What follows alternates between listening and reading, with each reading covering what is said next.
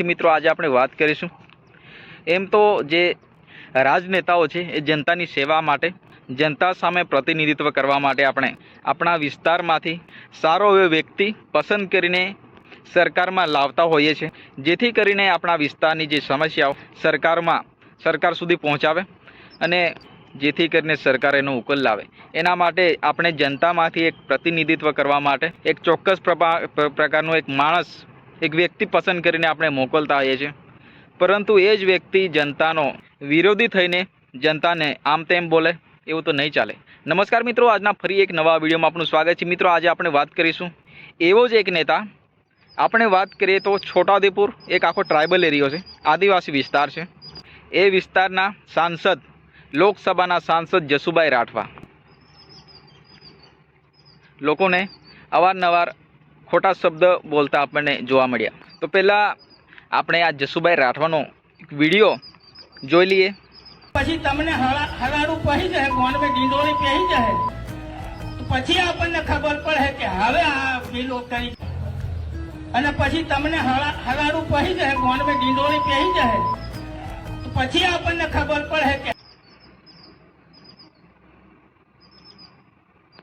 તો મિત્રો આ સાહેબને આપણે જણાવી દઈએ કે સાહેબ તમને જનતાનું જે સેવા કરવા માટે એક આમ પબ્લિક સરકારમાં મોકલે છે, જેથી કરીને વિસ્તારની સેવા કરે. એના માટે તમને સરકાર સુધી આ જનતા જ ત્યાં મોકલતી હોય છે.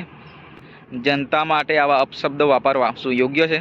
તો મિત્રો આ જસુભાઈ રાઠવા અવારનવાર ચર્ચામાં આવી જતા હોય છે. પહેલાં પણ એક ઓડિયો વિડીયો એમનો વાયરલ થઈ રહ્યો હતો. તો મિત્રો ફરી એક વિડીયો ટ્રેન્ડિંગમાં ચાલી રહ્યો છે. અત્યારે સોશિયલ મીડિયામાં અનેક જગ્યાએ તમને જોવા મળશે કે ભાઈ જસુ રાઠવાનો આ વિડીયો ખૂબ જ વાયરલ થઈ રહ્યો છે.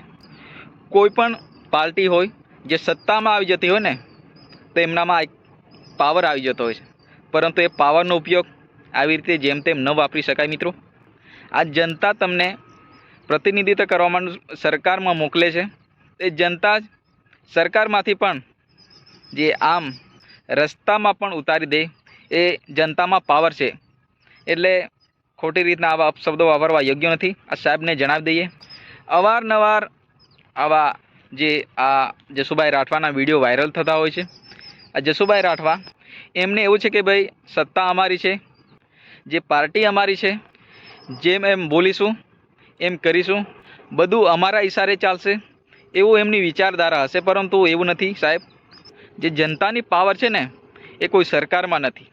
જનતા ચાહે ને તો તમને રાજા પણ બનાવી શકે, અને જો જનતા ઈચ્છે ને તો તમને ભિખારી પણ બનાવી દે. એટલો પાવર છે જનતામાં. તો મિત્રો આપણે તો કોઈ પાર્ટી પક્ષનો વિરોધ નથી કરતા, પરંતુ જે ચાલી રહ્યું છે અત્યારે એનો જ આપણે જે વિડીયો લાવ્યા છે, જે હકીકત જે અત્યારે ચાલી રહી છે, એ જ આપણે ઓડિયન્સને બતાવવાનું કામ કરી રહ્યા છે. તો મિત્રો વિડીયો તમને પસંદ આવે તો વિડીયોને લાઇક કરીને ચેનલને સબસ્ક્રાઈબ કરી નાખો, કારણ કે ગુજરાતના તમામ વિડીયો આપણી ચેનલ પર આવી જતા હોય છે. તો મિત્રો આજના વિડીયોમાં બસ આટલું જ. ફરી મળીશું તરત બીજા વિડીયો સાથે. ત્યાં સુધી જય હિન્દ.